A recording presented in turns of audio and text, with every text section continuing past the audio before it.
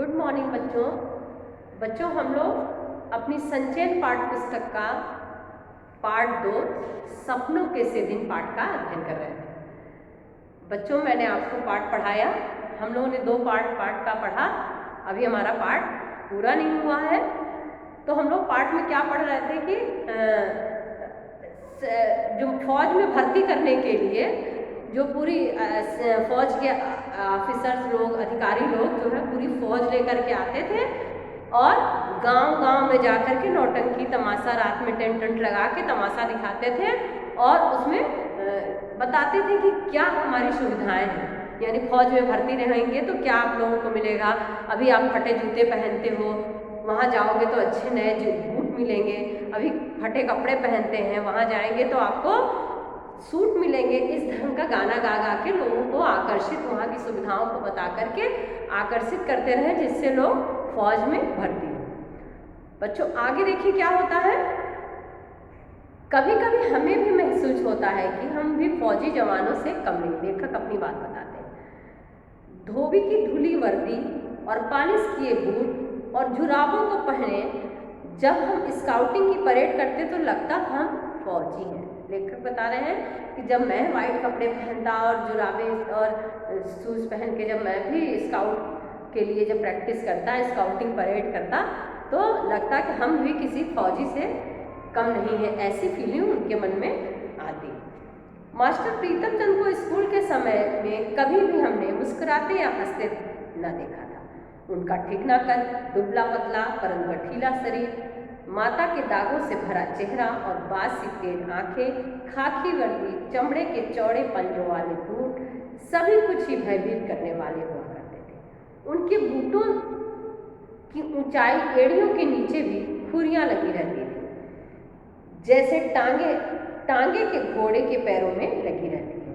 अगले हिस्से में पंजे के नीचे मोटे सिरों वाले कील ठुके होते थे। यदि वह सख्त जगह पर भी चलते तो खुरियों और कीलों के निशान वहां भी दिखाई देते। हम ध्यान से देखते, इतने बड़े और भारी बूट पहनने के बावजूद उनके टखनों में कहीं मोच तक नहीं आती थी। उनको देखकर हम यदि घर वालों से बूटों की मांग करते तो माँ बाप भी यही कहते, ठकने टेढ़े हो जाएंगे, सारी उम्र सीधे न चल पाओगे।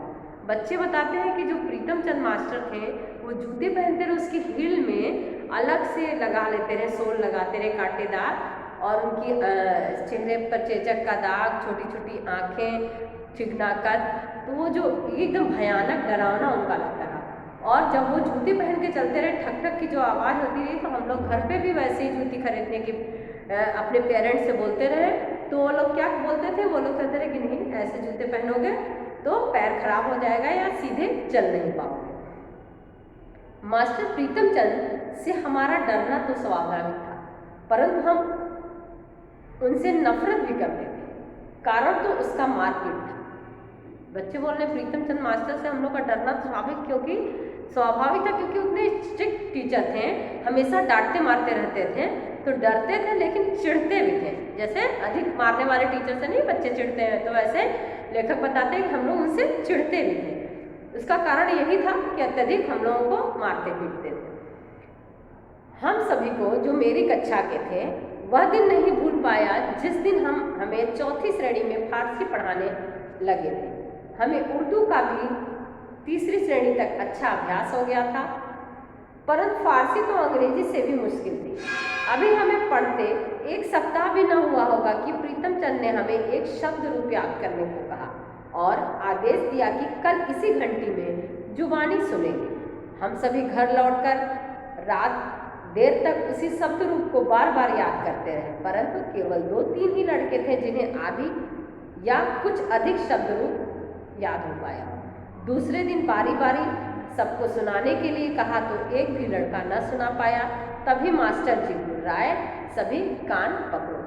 बच्चे बता रहे हैं कि जब मैं चौथी कक्षा में गया तो हम लोग उर्दू तो सीख लिए थे क्लास 3rd तक, तीसरी कक्षा तक। चौथी में गए तो हम लोग फारसी पढ़ने लगे। फारसी पढ़ाने के लिए हम लोगों के क्लास में प्रीतम चंद मास्टर को भेजा गया। तो वो आए तो वहाँ जो फारसी का शब्द रूप था उन्होंने याद करने के लिए, जैसे आपको संस्कृत का आप शब्द रूप लर्न करते हो, वैसे ही उनको फारसी का शब्द रूप दिया गया और बच्चे को बोले, बहुत बच्चे कोशिश किए रात में जग के पढ़े, लेकिन किसी को भी सदगुरु को याद नहीं हो पाया। दूसरे दिन जब कक्षा में सुने, देखें किसी बच्चे ने नहीं सुनाया, तो वो अत्यधिक क्रोधित हुए, गुर्राए, मतलब अत्यधिक गुस्सा हुए और सबको बोले कान पकड़ के खड़े हुए। हमने झुककर टांगों के पीछे से बाहें निकालकर कान पकड़े तो वो गुस्से से चीखे, पीठ ऊंची करो। पीठ ऊंची करके कान पकड़ने से 3-4 मिनट में ही टांगों में जलन होने लगती। मेरे जैसे कमजोर तो टांगों के थकने से कान पकड़े हुए ही गिर पड़ते। मतलब जब वो के फिर मुर्गा बनाना होता है ना, नीचे से टांग डाल के और ऐसे करके खड़े हो जाओ, तो बोलते रहे कि ऐसे खड़े हो, फिर बोलते रहे कि ऊंचा हो जाओ, पीठ को अपनी ऊंची कर दो, इस ढंग से बोलते थे। तो अपनी पीठ को ऊंची कर दो, और ऊंची पीठ करके जब खड़े होते थे तो बहुत ज़्यादा अचानक से 5 मिनट में ही पैर में दर्द होने लगता था। और लेखक बताते हैं, मैं तो कमज़ोर छात्र था, मैं मतलब जरा सी में मैं थक जाता था। जब तक मेरी और हरबंश की बारी आई, तब तक हेडमास्टर शर्मा जी अपने दफ्तर में आ चुके थे। लेखक बताते हैं कि सबको लाइन से मुर्गे बना रहे थे, लेकिन जब मेरा दोस्त हरबंश और मेरी बारी आई, तब तक हेडमास्टर जो है अपने रूम में प्रिंसिपल ऑफिस में आ चुके थे। जब हमें सजा दी जा रही थी, तो उनसे कुछ समय पहले शर्मा जी स्कूल की पूरब की ओर बने सरकारी अस्पताल में डॉक्टर कल्पास से मिलने गए थे। वह दफ्तर के सामने की ओर चले आए। आते ही जो कुछ उन्होंने देखा वह सहन नहीं कर पाए। शायद यह पहला अवसर था कि पीटी प्रीतम चंद को कि उस बर्बरता को सहन न कर पाए, बहुत उत्तेजित हो गए।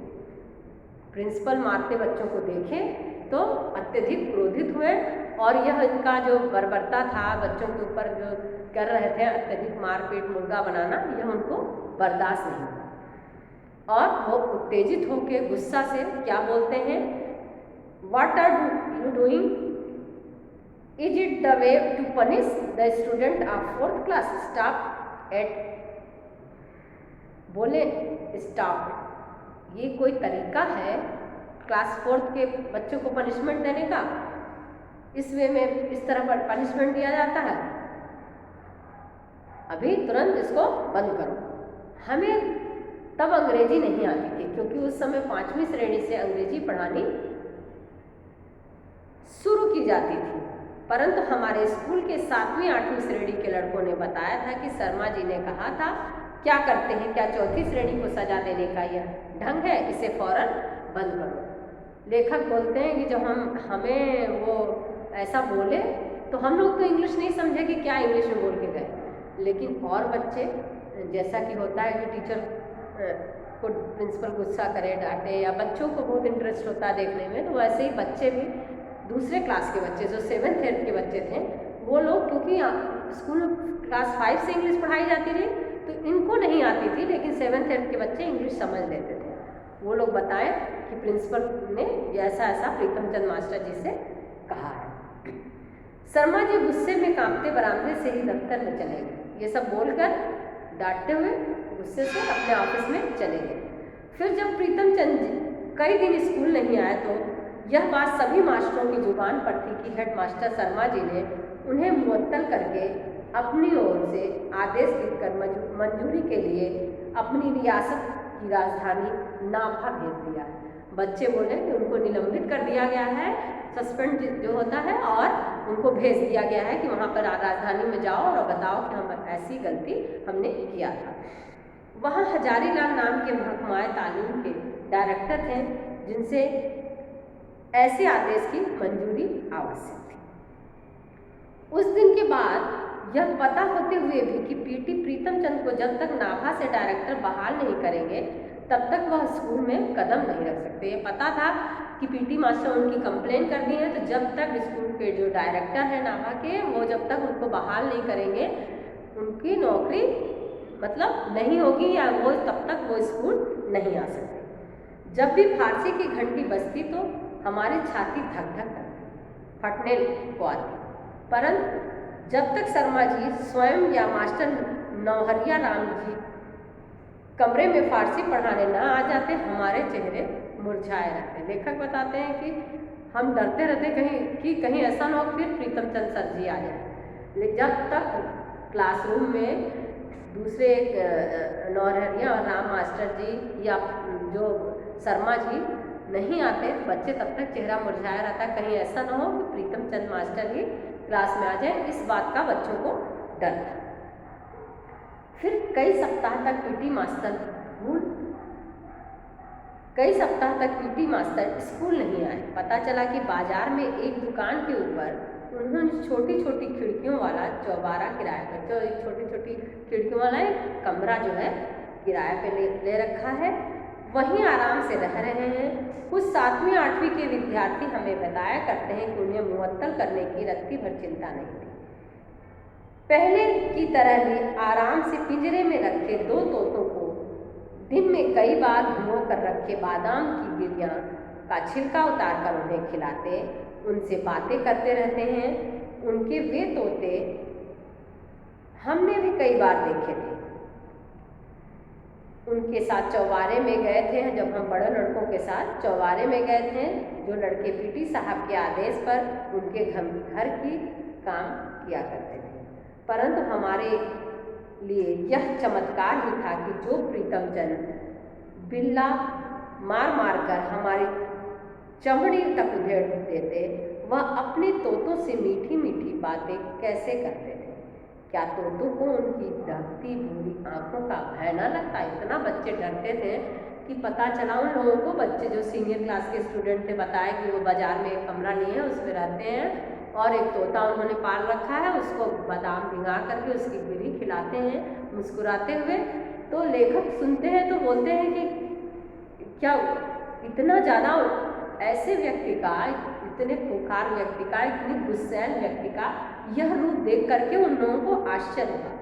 और वो बोलते हैं कि तोतों से ऐसे मीठी मीठी बातें कैसे करते, उन लोगों को विश्वास नहीं हो रहा। क्या तोते उनकी दहकती भूरी आंखों से डरते नहीं हैं? हमारी समझ में ऐसी बातें तब नहीं आ पाती थी, बस एक तरह इन्हें अलौकिक, मतलब लेखक बोलते हैं तब हमें ये सब उनकी बातें हमको समझ में नहीं आती थी। हम इसको क्या एकदम अलौकिक समझते रहे कि ये जो लोग कह रहे हैं ये सत्य नहीं है, कि लेखक जो है प्रीतम चंद बच्चों को इतना मारते पीटते थे और अपने तोते के साथ प्रेम से खिलाते हैं और मुस्कुरा के उसको अपने घर में पाल रखा है और प्रेम से बादाम की गिरी खिलाते हैं।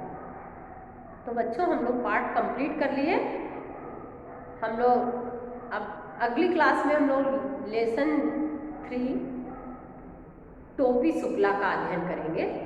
तो बच्चों, आप लोग टोपी शुक्ला पाठ बहुत इंटरेस्टिंग है। आप इसके लेखक का जीवन परिचय राही मासूम रजा जो है उनको पढ़कर आएंगे। हम लोग अगली क्लास में टोपी शुक्ला पाठ का अध्ययन करेंगे। और मैंने आपको इस लेसन का सपनों के से दिन पाठ का PDF क्वेश्चन आंसर और लेसन की एक्सरसाइज का PDF भेज दिया है। आप उसमें से देख करके अपनी कॉपी को पूर्ण करेंगे। तो बच्चों, आज की क्लास समाप्त होती है। धन्यवाद।